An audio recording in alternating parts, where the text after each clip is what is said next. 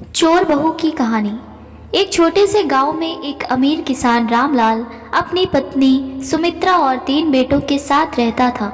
रामलाल की संपत्ति बहुत थी, लेकिन वो हमेशा चिंतित रहता था कि उसकी संपत्ति पर नजर ना लगे। उसकी चिंता की वजह थी गांव में फैल रही चोरियों की खबरें। रामलाल के तीनों बेटे भी अब शादी की उम्र के हो चुके थे। एक दिन रामलाल ने सोचा कि अब अपने बेटों के लिए बहुएं खोजनी चाहिए। उसने गांव में हर लड़की से मुलाकात की, लेकिन कोई भी उसकी अपेक्षाओं पर खरी नहीं उतर पाई। अंत में उसने एक गांव से बाहर की लड़की को देखा, जिसका नाम पूनम था। पूनम बेहद सुंदर और दयालु थी। उसकी सुंदरता और मासूमियत ने रामलाल को प्रभावित किया और उसने पूनम को अपनी बहू बनाने का निर्णय लिया।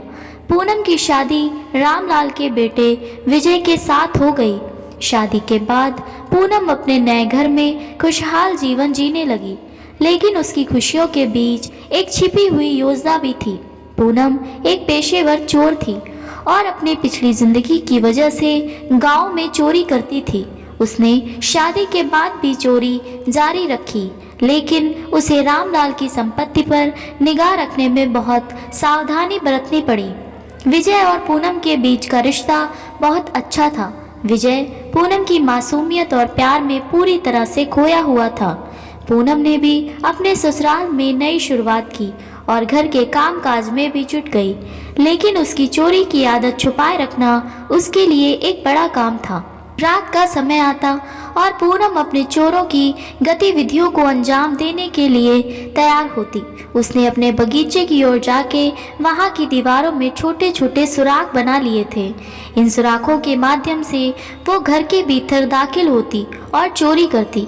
रामलाल और उसके परिवार ने कभी भी पूनम की चोरी की आदत को नहीं समझा।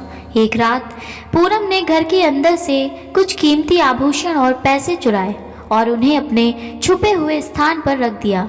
लेकिन एक दिन जब पूनम अपनी चोरी के सामान को छुपा रही थी, उसे अचानक से रामलाल की आवाज़ सुनाई दी।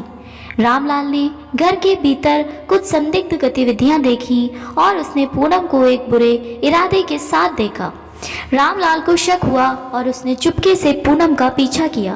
वो पूनम के छुपे हुए स्थान तक पहुंच गया और वहां के सामान को देख लिया। रामलाल को समझ में आ गया कि उसकी बहू उसकी संपत्ति चुरा रही है। उसने पूनम को सबक सिखाने का निर्णय लिया और योजना बनाई कि वो गांव वालों को बताकर उसकी चोरी की पोल खोलेगा। अगले दिन रामलाल ने गांव वालों को बुलाया और पूनम की चोरी की कहानी सुनाई। गांव में एक हंगामा मच गया। लोग पूनम को लेकर गुस्से में थे और चाहते थे कि उसे सजा दी जाए। पूनम, जिसे अब अपनी गलती का एहसास हो चुका था, उसने सबके सामने अपना अपराध स्वीकार कर लिया और रामलाल से माफ़ी मांगी। रामलाल ने पूनम को माफ़ कर दिया, लेकिन उसने एक शर्त रखी कि पूनम को अपनी चोरी की आदत छोड़नी पड़ेगी और भविष्य में कभी भी ऐसी हरकत नहीं करनी पड़ेगी। पूनम ने रामलाल की शर्त मान ली और उसने चोरी की आदत को पूरी तरह से छोड़ दिया। समय के साथ पूनम ने खुद को एक नई दिशा दी और गांव में एक सम्मानित महिला बन गई। उसने गांव के गरीबों की मदद की और समाज में अपनी नई पहचान बनाई। विजय और पूनम का रिश्ता भी समय के साथ और मजबूत हुआ और वे एक सुखी जीवन बिताने लगे। इस कहानी से ये सीखने को मिलता है कि किसी भी अपराध को छुपा कर रखना आसान नहीं होता और सच का सामना करने से ही व्यक्ति को सही दिशा मिलती है। पूनम की कहानी ये भी बताती है कि हर गलती के बाद सुधार का मौका होता है, बस उसे सही तरीके से स्वीकार करना और आगे बढ़ना आना चाहिए।